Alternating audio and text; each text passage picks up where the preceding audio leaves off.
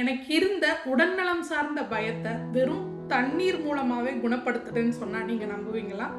எனக்கு இருந்த பிளட் ப்ரெஷரை வாட்டர் மேனிஃபெஸ்டேஷன் மூலமாகவே ஹீல் பண்ணியிருக்கேன். அதை தான் இந்த வீடியோவில் நான் உங்ககிட்ட ஷேர் பண்ணிக்க போகிறேன்.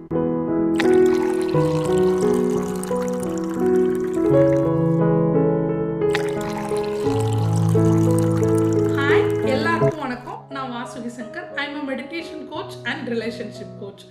இந்த வீடியோவில் நான் ஃபஸ்ட்டு உங்களுக்கு வாட்டர் மேனிஃபெஸ்டேஷன்னா என்னன்னு சொல்லிடுறேன்.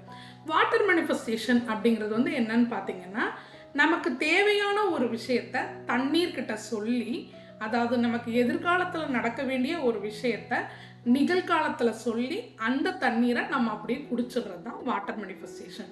இதில் வந்து 2 கப் மெத்தடுன்னு ஒன்று இருக்குது. நான் அதெல்லாம் ஃபாலோ பண்ணதில்லை. நான் என்ன ஃபாலோ பண்ணுறதுன்னு அதை தான் நான் உங்ககிட்ட சொல்கிறேன். ஸோ தண்ணீருக்குன்னு வந்து ஒரு ஆற்றல் இருக்குது. அதுக்கு வந்து நம்மளோட வார்த்தைகளை கடத்துகிற சக்தி இருக்குது. இதை நீங்கள் இன்னும் நல்லா தெளிவாக புரிஞ்சுக்கணும்னு கொஞ்சம் ஃப்ளாஷ்பேக் போனீங்கன்னா தெரியும். பழைய படத்துல எல்லாம் என்ன பண்ணுவாங்கன்னா, யாருக்காவது ஏதாவது சாப விடும்போது தண்ணீரை சொல்லி அப்படியே தெளிச்சு விடுவாங்க இல்லையா? அதே மாதிரி தான் நம்ம தண்ணிக்கிட்ட நமக்கு வேணுங்கிற விஷயத்த சொல்கிறோம், அந்த தண்ணியை அப்படியே குடிக்கிறோம். சரிங்களா? சரி, ஃபார் எக்ஸாம்பிள் நான் என்ன பண்ணேன்றதை சொல்கிறேன். I am grateful for my perfect health. I am grateful for my perfect health. என் உடல் பூரண ஆரோக்கியமாக இருப்பதற்கு நன்றி. என் உடல் பூரண ஆரோக்கியமாக இருப்பதற்கு நன்றி. என் உடலின் ஒவ்வொரு அணுவும் ஆரோக்கியமாக இருப்பதற்கு நன்றி அப்படின்னு சொல்லிட்டு இந்த தண்ணியை குடிச்சிடணும். ஃபுல்லாக குடிச்சு முடிச்சிடணும். அவ்வளோதான். சரிங்களா? நம்ம வீட்டில் இருக்கிற சில்வர் டம்ளரும் யூஸ் பண்ணிக்கலாம். எது இல்லை நீங்கள் வாட்டர் பாட்டில் வச்சுருக்கீங்கன்னா அதுலையும் சொல்லிக்கலாம். சரிங்களா? ஒவ்வொரு டைம் தண்ணி குடிக்கிறதுக்கு முன்னாடியும் இதை சொல்லிட்டு கொடு. ப்ரெக்னென்சி அப்போ பில்டப் ஆன என்னோடய ப்ரெஷர் டெலிவரிக்கு அப்புறம் கண்டிப்பாக போயிருந்துருக்கணும். பட் எனக்கு அப்படி போகலை. நிறைய மெடிசின்ஸ் கொடுத்தோம், அதை கண்ட்ரோல் பண்ண முடியாமலே இருந்தது. அப்புறம் போக போக கொஞ்சம் கொஞ்சமாக குறைஞ்சிது. கொஞ்சம் கொஞ்சமாக குறைஞ்சிது. பட் ஒரு ஸ்டேஜில் வந்து நானாக மாத்திரை சாப்பிட்றத வந்து நிறுத்திட்டேன். பட் கொஞ்ச நாள் கழித்து வந்து பார்த்திங்கன்னா, மேபி ஒரு 10 monthsக்கு அப்புறமா வந்து பார்த்திங்கன்னா, நான் ஒரு சூப்பர் மார்க்கெட்டுக்கு போயிருந்தப்போ எனக்கு கிடினஸ் வந்துடுச்சு. என்னன்னு போய் செக் பண்ணி பார்த்தப்போ நிறையவே இன்க்ரீஸ் ஆகியிருந்தது. அப்போது என்ன பண்ணுறதுன்னு தெரியாமல் எனக்கு அப்போ உருவானது தான் அந்த பயமே. எனக்கு ஏதாவது ஆகிருமோ, என்னால் இனிமேல் வாழவே முடியாதோ, என்னால் இனி இந்த குழந்தைய பார்த்துக்க முடியாதோ அப்படிங்கிற மாதிரி ஒரு அபரிமிதமான பயம் வந்து எனக்கு வந்துருச்சுன்னு தான் சொல்லணும். அப்போது அதை வந்து என்னால் கட்டுப்படுத்தவே முடியல. தேவையில்லாமல் நிறைய பயப்பட ஆரம்பித்தேன். அப்போது எனக்கு கை கொடுத்தது அஃபர்மேஷன்ஸ் தான். நான் நிறைய அஃபர்மேஷன்ஸை விடாமல் கேட்டுக்கிட்டே இருந்தேன். அப்போ நான் தொடர்ந்து நன்றியும் எழுதினேன். பட் வாட்டர் யூஸ் பண்ணி இதை பண்ணது வந்து எனக்கு பெரிய அளவில் வந்து ஹெல்ப் பண்ணுச்சுன்னு சொல்லலாம். தென் கிட்டத்தட்ட ஒரு 6 மாதம் வந்து இதை கண்டினியூ பண்ணியிருப்பேன்னு வச்சுக்கோங்களேன்.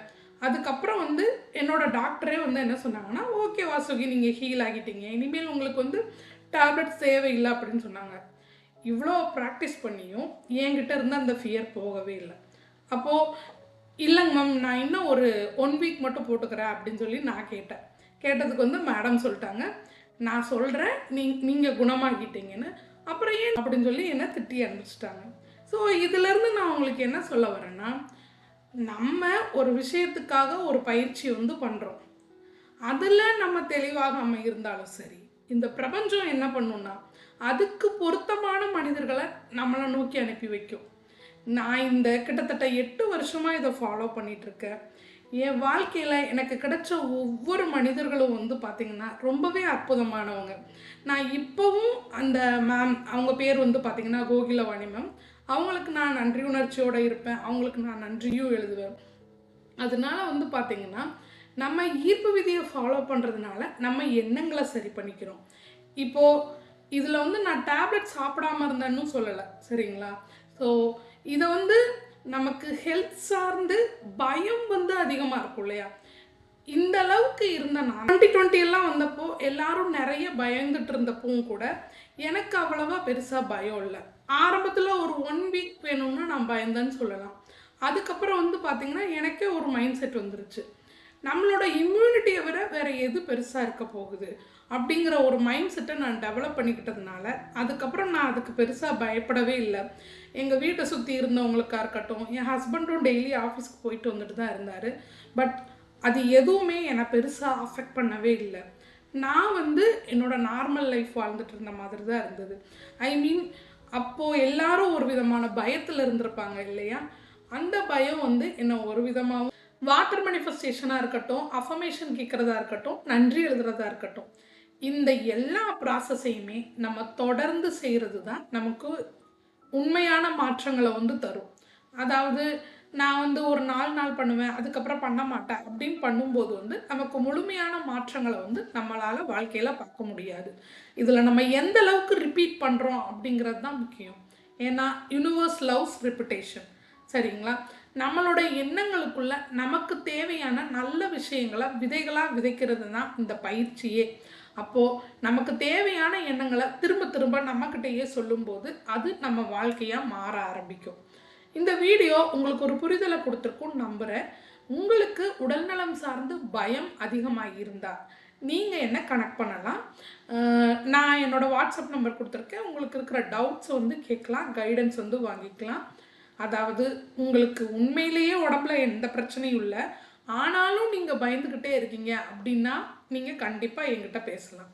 தென் இதே மாதிரி வேறு யாராவது இப்படி ரொம்ப பயந்துட்டுருப்பாங்கன்னு நீங்கள் உங்களுக்கு தெரிஞ்சவங்க இருந்தாங்கன்னா அவங்களுக்கு இந்த வீடியோவை ஷேர் பண்ணுங்கள். இந்த வீடியோ உங்களுக்கு யூஸ்ஃபுல்லாக இருந்திருக்கும்னு நம்புகிறேன். தேங்க்ஸ் ஃபார் வாட்சிங்.